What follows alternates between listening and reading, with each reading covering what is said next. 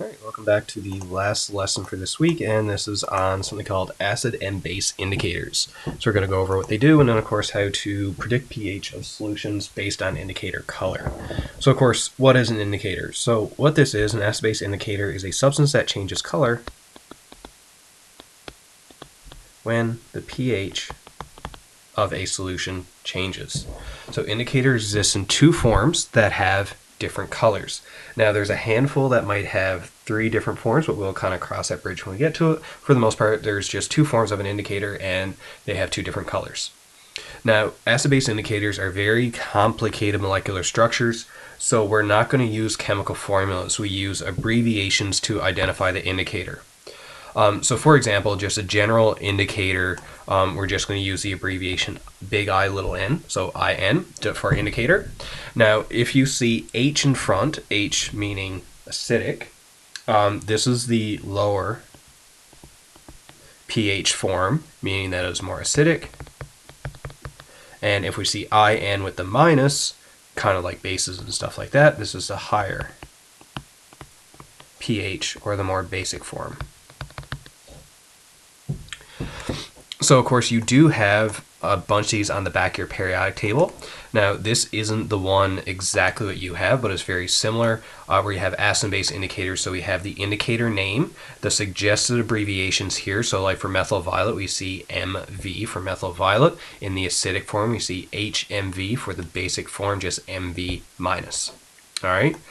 So all these here have their abbreviations. Just like that.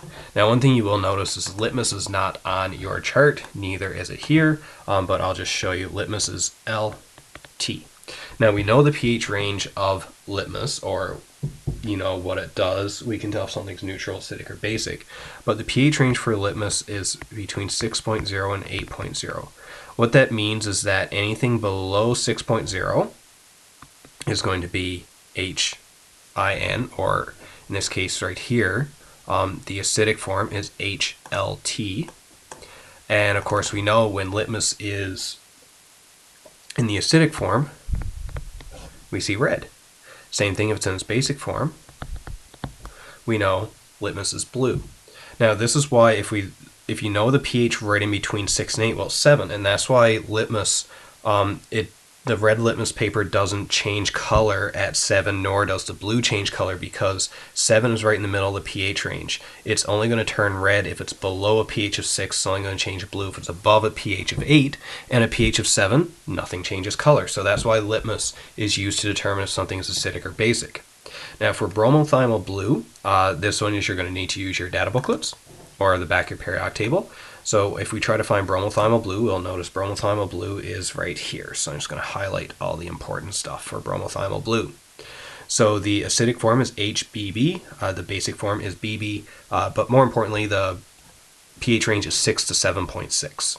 So we can fill in some of that. So the abbreviation, capital B, lowercase b, and 6.0 to 7.6. So that means any pH below 6.0 is in the acidic range.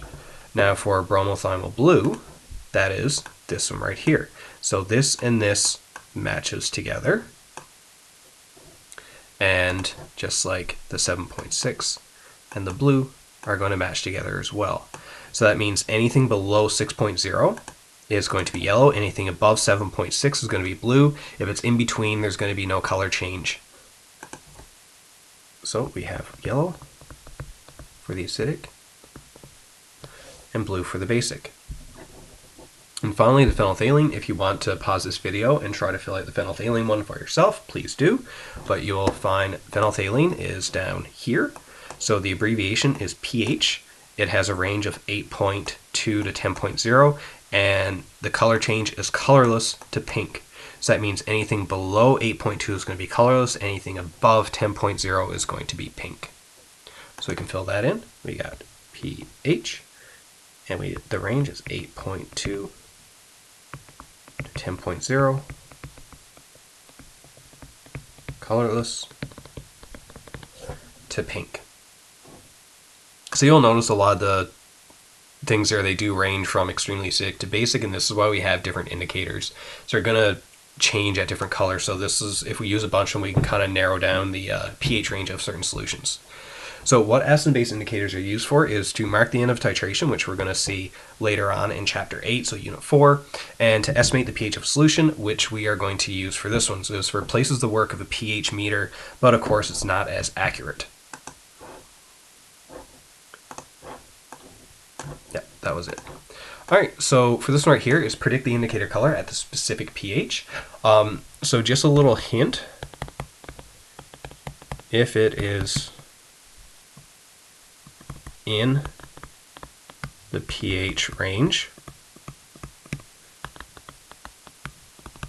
you will see a mix of both colors. So that's because like it's kind of on the way of changing. So how we use, of course, this chart right here, bromocresol green at a pH of 2.8. So we go to the back of our periodic tables. We find bromocresol green, which is right here. Now we'll notice its color change is 3.8 to 5.4, and it goes from yellow to blue. Now the question's asking for what is it going to be at 2.8. So we'll notice 2.8 is below our 3.8, so that means we should see a yellow color.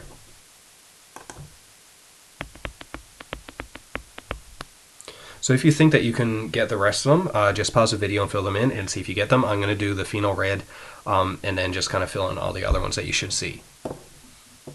So the phenol red at 8.5. Same thing, we find phenol red on the back of our periodic table here. So phenol red is right here. And we'll see the color change is yellow to red. So anything below 6.6 is going to be yellow, anything above 8.0 is going to be red. And of course 8.5 is above 8.0, so we should see red. For our cresol red at 8, same thing, we find cresol red, which is up here. So cresol red is right here. Now the one that we are asked is for 8. Now we'll notice that it is right in between here. So 8 is in between 7 and 8.8. So that means we're going to see a mixture of yellow and red. And of course you can write yellowish red or reddish yellow. The fact that it's a little closer to the 8.8 than a 7, it might be more red, but either way we're going to see a mixture. So you would expect to see an orange color. All right, and then of course the last few, we see yellow. And for methyl violet, we're going to see a mixture of yellow and blue for a green color. So that is kind of how we can predict the color of a particular indicator at a certain pH. Or, like I said, we can use the colors given to us to estimate the pH of a certain solution.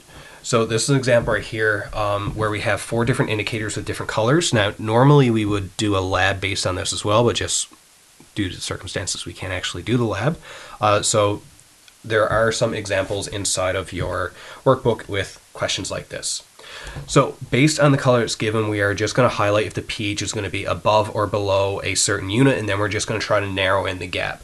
Because remember, our pH scale, right, goes from 0 to 14, and right in the middle we have a pH of 7, right? And then of course we have all the intermediate steps in between. That's going to have the pH scale look. So from our evidence here, we're just going to see the pH range, and we're going to try to fill it in kind of on this mock little scale just so you have another visualization of how it looks. So with our orange 4, it's yellow. All right, so what this means, we go to the back of our periodic table and we find orange 4 is right here. So yellow means that the pH is going to be above 2.8, all right, because that's what a yellow color for orange 4 means.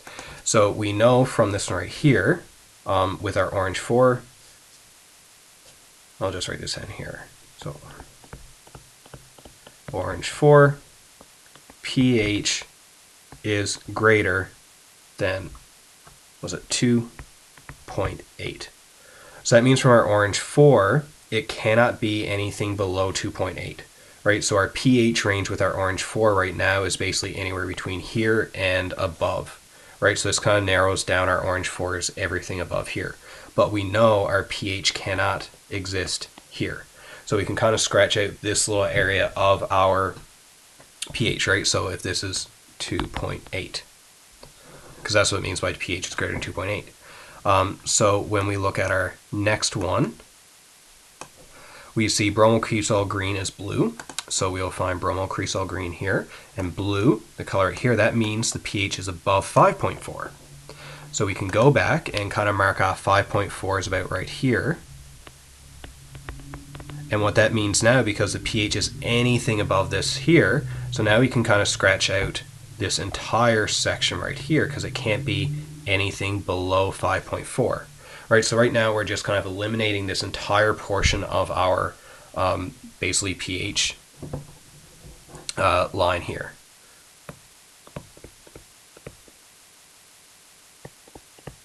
Just let me fill that in here. Greater than 5.4. Now our next one, our phenol red. We see a yellow color. So we go back, we figure out what does phenol red mean. So we find our phenol red, which is down here, and it says that is yellow. So yellow is right here, meaning that it is below 6.6. So it cannot be above anything 6.6. So we're going to go back, and if we had our 6.6 is here, and we need to be below that, that means that all of this area up here, the solution cannot be in that. Because phenol red is saying that the pH needs to be below 6.6.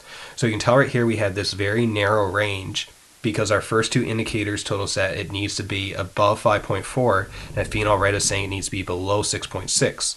So we'll see if bromothymol blue tells us anything different.